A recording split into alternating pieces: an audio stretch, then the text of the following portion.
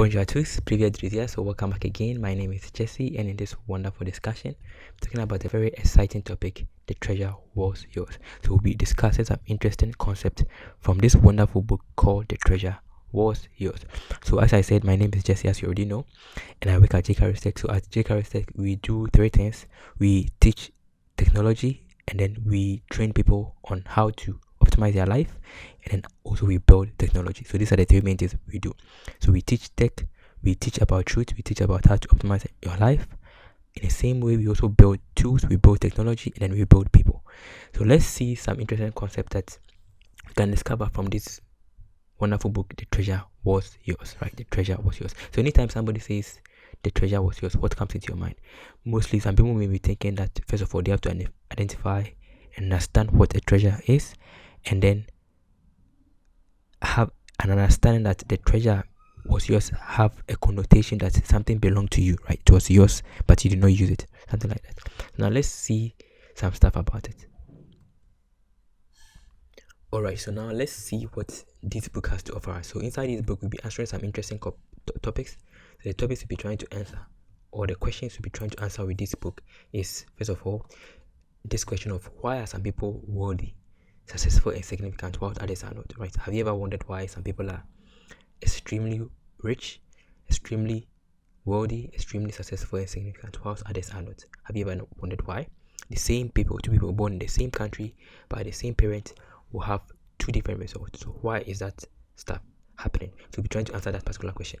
Again, we'll be trying to see what a treasure is, right? So inside this book, we'll discover what is a treasure. So what is a treasure is something that we'll be trying to identify the definition of a treasure, right? And again, we'll also be understanding some interesting concepts called times. So we'll discover what the word times means. And then finally, you'll also be trying to see how to optimize and convert your treasure, how to optimize your times treasure. Then last but not the least, right, we're trying to see how to be remembered for the next 500 years. So have you ever wondered why most people are not remembered? If you analyze the number of people who have been on this earth, right, about 120 billion people have been on this earth, 120 billion estimated population. As a matter of fact, we don't even actually know the number of people who have been on this earth, but 120 billion people has been on this earth. And out of these 120 billion, very few are still remembered up to now. Very few. So we're trying to see some various concepts that can enable you and I to be remembered for the next at least 50 years, 100 years, 300 years, and 500 years, right?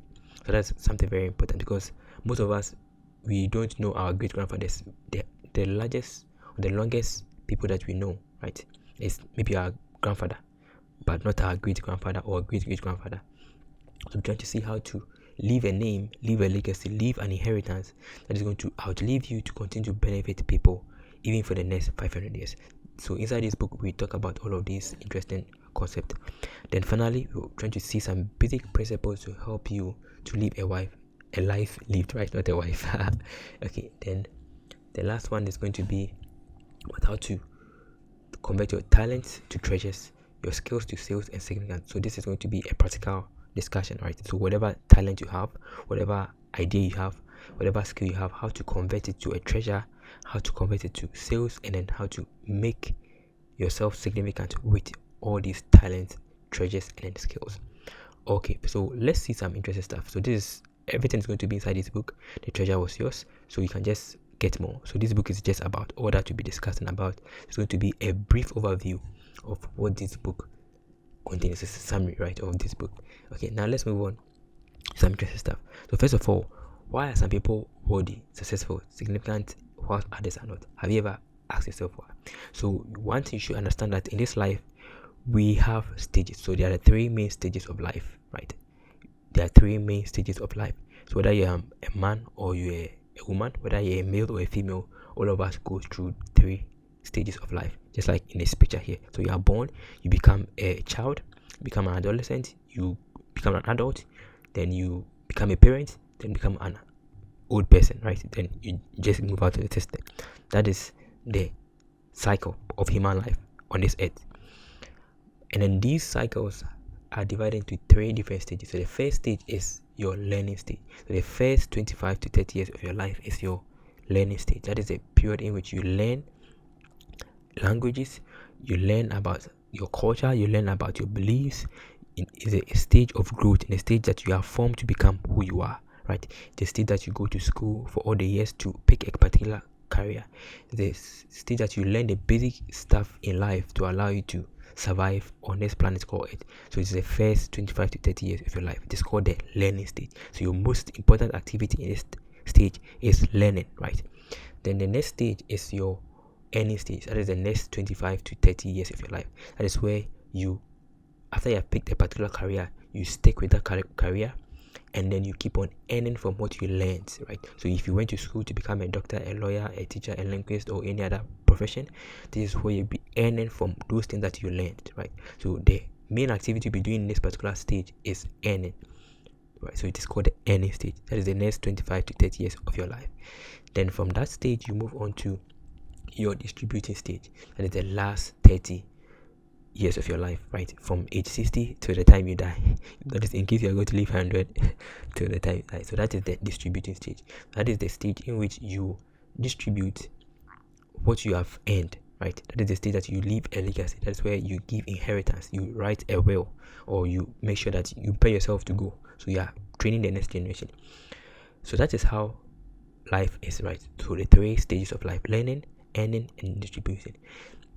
But you can change it as you wish it to be. Some people can start earning in their learning stage and start distributing in their learning stage, which is a very good idea. But this is the basic and the normal for everybody. So let's see some interesting stuff. So in the learning stage, God has given us some treasures, right? Among these treasures, we discuss some of the three treasures that God has given to us and how we use them in our stages, in each of these three stages. So in our learning stage, God give us time, knowledge, and energy. So how do we work with it? So in our learning stage, that is your first 30 years of your life, you have a lot of time, right? You have a lot of time. So you have the whole years ahead of you to live, but you have low energy because you're a baby. You're a baby, right? You don't have energy. You need your parents. You need people to support you, to bring you up. Then your energy continues to increase as you age. Then your knowledge is also very little, but it increases as you age, because this is your learning stage, right? So it's very, very critical. So you have more time, you have an increasing knowledge and an increasing energy, but the energy here is very low, but it has the capacity to increase. Your knowledge is low, but has the capacity to keep on increasing. So that is what you have. So time, knowledge, and energy. But your time is more, your knowledge and your energy will keep on increasing as you grow in this particular stage of life. But most people do not use it well, right? They think that they have a lot of time. That is the illusion at this particular age, the illusion that you have many years to live. As a matter of fact, most people do not even think that they will die at this age. Most people don't think about death at all. So that is your learning stage. Then we move on to the next stage, which is your earning stage, which you have a sizable amount of time, about 30 years. Then knowledge, sizable amount of knowledge, because by this stage you have learned a lot. You have gathered a lot of basic knowledge, fundamental knowledge, principles, concept about life, perspective, paradigms about life, right? Reference points about life. Then you have, this is the prime of your life. In this stage, you have a sufficient amount of energy, you have sufficient amount of knowledge, and sufficient amount of time to accomplish whatever God brought you into this life to accomplish. So if you look throughout history, most people that are still remembered today, most people that we are pioneers or revolutionaries, they did most of the activities within this age. If you take somebody like Jesus, by the time he was 30 to 33, he has accomplished much. If you take somebody like let's say Alexander the Great, same thing. Like Muhammad, the same thing. If you take somebody like Buddha, right, all of these people that we still remember them, they made most of their impact within this age. The same thing with maybe somebody like Nikola Tesla. Most of these people accomplished great things within this age. Even our current people like Zuckerberg, like Elon Musk, like all of these people, within this age, that is where they accomplish great things, right? So this is your earning stage. This is the age you are supposed to accomplish your assignment. This is the age you're supposed to fulfill why, to know why you were created and fulfill it, right? That is your earning stage, because you have enough time, you have enough knowledge, you have enough energy. Then you move on to the next stage, which is going to be your distributing stage. So in this distributing stage, you have short time, right? It's going to be like the opposite of your learning stage. You have short time, but you have enough knowledge and then enough experience. The level of knowledge and experience you have is so much, but you don't have the sizable amount of energy to work with that knowledge, right? So that is a very, very funny stuff in this age. So that is where most of our great grandparents are. They have a lot of experience, they have a lot of knowledge, but they don't have the energy to match up with the knowledge, and they don't also have the time to match up with their knowledge. So that is something very exciting about it. So in this stage, you should not be stressing yourself. You should do most of your work in your earning stage and your learning stage, and then in your distribution stage, you should rather be training the next generation, right? But most people fail to do that. They don't plan very well. So at this stage, they'll just be a burden to their children or their children's children, instead of them being a blessing, because they have a lot of knowledge and a lot of experience, right? Although they have less time and energy. So this is the basic stages of life. So how you are going to utilize the treasures God has given to you within your learning stage, your earning stage, and distribution stage is going to determine whether you're going to be wealthy, successful, significant, or you're going to be an average person, poor person, or unsuccessful. So let's go deeper. So that is the basic stuff. So from this place, we have to understand that two people can be born, a man and a woman, or two twins, two brothers from the same parent, and they'll go through the same life cycle that everybody goes. You are born, you start school, you make friends, you get a job, you fall in love, you get married, you give birth to children, you raise a family, you make a will, you die. That is how the human life cycle is, which is the simple cycle, it's like a system. But two people can be born, and all of us will go through the same cycle, but our result may be different. One will be rich, one will be poor. One will be successful, one will not be. One will be remembered, one will not even be remembered at all. One will leave a legacy, one will never leave a legacy. So the same two people born in the same place by the same parent will pass through the similar life cycle, but their end result will be different. So why does those things happen? So the reason those things happen in the first pen is very interesting. So let's talk about some two stories similar like that. So there were two people who were born by the same father. The father was very, very rich, and then one of them was the younger and the other was the elder. Of course, if two people are born, one is going to be older than the other. So the younger child asked his father, he saw his inheritance that the father had for him, then he went and asked the father, right, for his portion of his inheritance. So the father was very rich, so the father gave his younger child, the inheritance. And then after some time, the younger child left the vicinity of his father, the city of his father, and went alone to stay in a far away place, and then wasted his inheritance. Then later on, he realized that he has squandered all his wealth, his inheritance, so he will just go back to his father, because even the servants in his father's house are better than the point that he is now. So he thought to himself, then he came back to his father's home. So when he came to his father, he had this mindset that he was not going to come as a son, but he's going to come as a servant, as a slave, to work, to earn, right? But when he came, the father saw him, his lost child. The father was happy. The father did a party for him, killed the best cattle for him, did a feast for him. Then his younger brother came. So his younger brother came, and then his elder brother came, rather. And when the elder brother came, the elder brother was asked one of the servants what was happening. He said that, there is a feast, his young brother that went has come. And his elder brother was angry that why is the father celebrating his younger brother? Because he has spent all his inheritance, he has wasted it. He has been in the house working. But the father has not even killed a single sheep for him or a single feast for him. Then the father said, don't worry, all that I have is yours. This your brother was lost, but now he's found. So the lesson here is that the elder brother had all the inheritance that was left in the house at that time, but he did not know that he could use it. Neither did it even come into his mind that all those things belonged to him and then he could use it. He was busy doing all the activities, but he never thought of enjoying the inheritance that was left, which was for him. It was when his younger brother came, that it dawned upon him, right? So that is how this life is. So we are in this life, and then there are two types of people like that in this life. Either you are like the elder brother, or you are like the younger brother. That is how most people are. So what can we learn from this? So we have either two people. So as I said, you either the elder brother who has the inheritance but did not use it, or he not used it and he was waiting till the father dies. And then we have the younger brother who did not wait but took the inheritance and wasted it. So we have wasters and then waiters, right?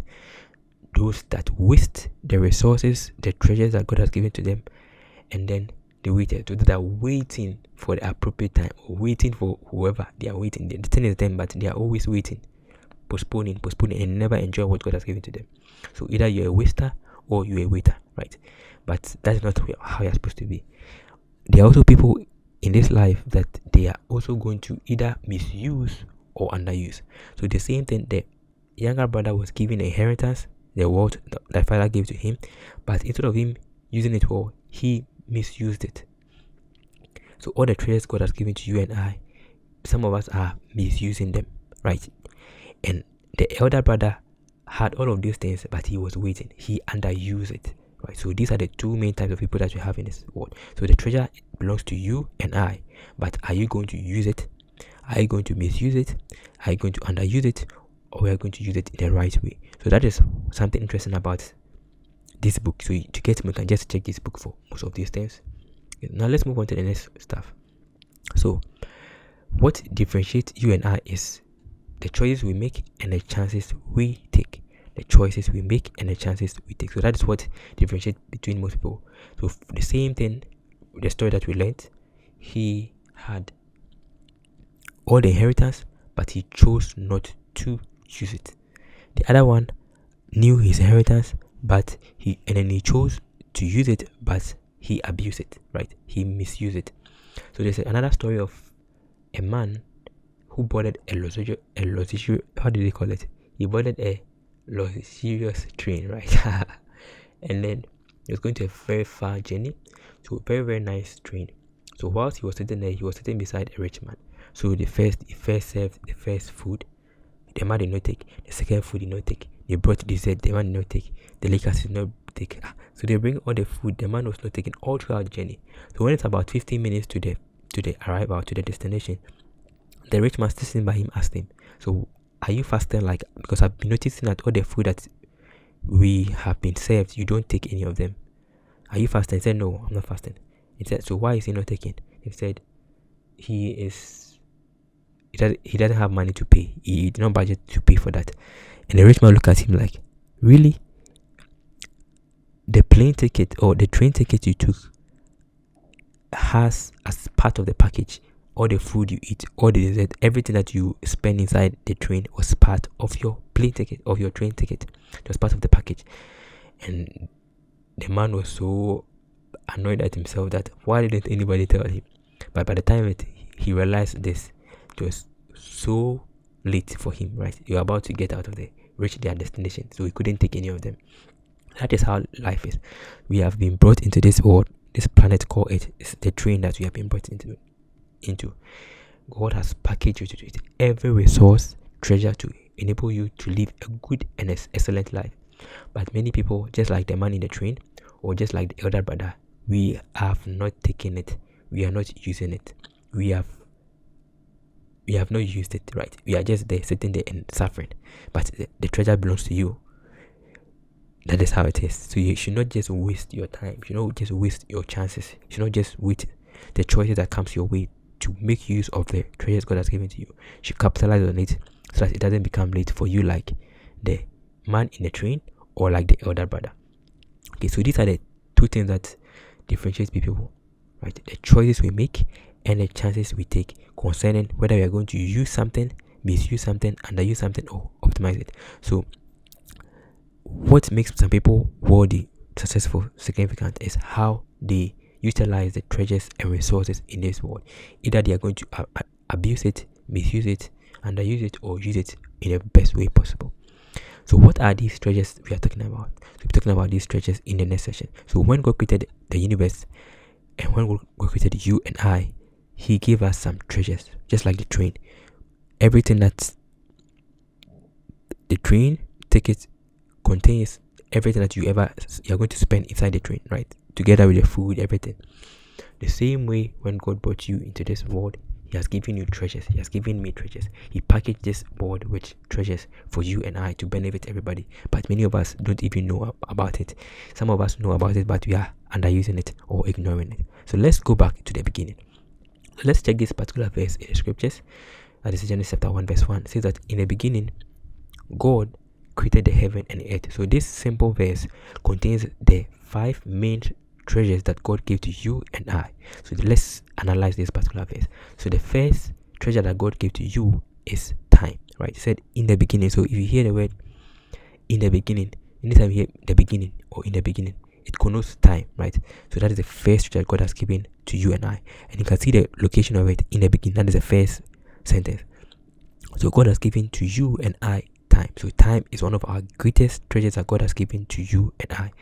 Time answers the question when. So when are you going to use what God has given to you? When are you going to use the resources around you? When are you going to use the treasures available to you? Right? Just like the man in the train, he waited till the end. Or like the elder brother, he waited for his younger brother to come before it clicked upon him. So time is very, very essential. So time is our exchange material. With time, we exchange for anything that you want to be in this life. So wherever you are in life, it's because you exchange your time for it. So time is a treasure, time is a measure, time is an exchange material. So we use time to exchange for anything that you want to be. So in case you want to be a doctor, you have to exchange 6 years of your life. In case you want to be a lawyer, you have to exchange some amount of your life. In case you want to be a teacher, you have to exchange a certain portion of your life, of your time, to become like that. In case you want to get into a relationship, you also need to exchange your time. So time is an exchange material. We use to exchange for anything in this life. It is the only thing and the only treasure among all the treasures we're discussing that is in the same proportion to everybody, whether you are 7 days old, 7 months, 7 years, or 70. This is the same for everybody. It is given every day, 24 hours for everybody. But how you are going to use it is going to determine whether you're going to be remembered or not remembered, whether you're going to be successful or not successful, whether you're going to be significant or you're going to be ignored, right? So that is something that God has given to you, and it is the same for everybody, 24 hours every day. It's a treasure. It's also a measure which is to measure the activities you are doing in this life, whether you are progressing or you're not progressing, whether you are going forward or you're not going forward, whether you are growing or you're not growing. So time is a treasure, time is a measure, time is an exchange material. And remember something, that whoever controls your time controls your life, because your life, sometimes they even call it lifetime, right? Life and time are connected together. So whoever controls your time controls your life. So that is the first treasure God has given to us. It answers the question when. So when are you going to use the treasure that God has given to you? The resources available to you, the opportunities available to you. The next one is God. It said in the beginning, which is time. God. So anytime you hear God, God represents not just God represents an intelligent being, right? The mind, the one that created anything, and it answers the question who or to whom. So any activity you are doing, you should ask, to whom am I doing it, and who am I going to benefit? Who am I going to harm or help? Right? So one of the greatest resources God has given to you is your mind. With your mind, you conceive ideas, you perceive ideas, and then you receive ideas. So the mind is for reception, perception, and then conception of ideas, right? So reception, to receive, then you perceive, then you conceive ideas. So the mind is a mind in which you use to create all that we see in this world. So it's one of the most important treasures God has given to you and I. It is a very, very important asset. Just like your heart is an asset. So the being here represents your body. So everything that God created the world with a lot of intelligent beings, whether angels, human beings, demons, Nephilims, animals. All of these life forms are part of this particular treasure God has given to you. So they are there to help you to accomplish your purpose. They are there for you to help them and for them to help you, right? So that is the next treasure, the mind treasure. So there's a lot we discuss more inside the book, so you have to just check out that book, right? The treasure was yours. So the next treasure God has given to us is, in the beginning, God answered the question who. The next treasure is created. So created represent how, right? It answers the question how. So how did God, or what did God do? Or he created. created is how, right? It answers the question how. So creation has to do with energy. So the next trait that God has given to you, apart from time and then your mind or your being, your essence, is energy. So energy is that thing that allows anything to be, any activity to be done. So energy is a capacity or the capability to do work. So that explains why energy and then work have the same unit, right? So we have joules. So energy is that thing that enables anything to perform an activity, perform a function. That is energy. So energy is very, very important. As we learned in your learning stage, you have a growing level of energy, but when you are after 60 years, your energy diminishes, right? So energy cannot be created by man, but it can be used to create or destroy. So energy cannot be created by human beings. Human beings, we can't create energy. We can only convert energy. We can only utilize energy. We can only use energy to create or destroy, just like a nuclear weapon. So nuclear weapon or nuclear energy or nuclear reactor can be used to create electricity to supply the whole country for many, many years. That same energy that can be used to create life, to create electricity, can also be used to destroy, right? So energy cannot be created by man, but it can also be can be used to create or to destroy. So God has given to you and I energy. So what are you going to use to create? So whatever I'm using, like this video I'm doing, or the tools I'm using, the technology I'm doing, is me using, or somebody, whoever, using his mind and his time to create something, to convert his energy into something useful, something to do an activity, something to make life easier. So how are you using your energy? How are you converting your energy into useful resources to enable you to fulfill your purpose and to help people, right? So that is a treasure. So most people abuse their energy in their youth. They abuse their energy in their any stage. They don't use their energy well. So you have to know how to capitalize on your energy to fulfill your purpose. So energy is one of your greatest treasures that God has given to you. So the next thing is space. So heaven represents space. Where, right? So whoever controls your time controls your life. Whoever controls your mind controls you. Whoever controls your energy limits you, and whoever controls your space limits what you can do. Have you ever wondered why when a policeman arrests a person, they put on handcuff to the person? Have you also wondered why when criminals are arrested, they are placed in confinement? So whoever limits your space limits what you can do. Also, have you ever also wondered why in the olden days kingdoms or kings used to go and fight to expand their land, right? So space is very, very important. Your space influences the number of resources and material available to you. So the more space you have, the more resources and the more things you can do on that space. So space represents not just where you are, but also your environment. Your environment influences you greatly. My environment influences me greatly. So by the time you are born on this earth, our environment is going to influence us so much. So that is something you should understand. You are where you are, not only just because of what you have done, but because of your environment. Your environment is one of the things that influences us. For example, if a baby is in its mother's womb and the mother is a smoker or an alcoholic, or the mother takes some drugs that has teratogens, the baby will be deformed, right? Because the mother's environment is influencing the formation of the baby. The same way your environment forms you, frames you into three different cells. So we have your accidental self, your accidental self, that is the first cell that comes as a result of external factors like your parents, your friends, your family, your church, your school, all of these things. That is your accidental self. That is not your true self. Then you have your potential self. That is a self that you bring out to feel good, right? To appear before people as holy, as pure, as saint, as hardworking. That is not also yourself. That is your potential self. Apologies for the noise behind. Then the last one is your ultimate self, right? So these are the three selves that you have. Now let's move on to the next aspect. So there are more inside the book. So there are more topics and more explanations inside the book. So you can just get them inside this book. Now let's move on to the next one, which is the last treasure that God has given to you and I. The last treasure God has given to you and I is matter. So in the beginning represents God.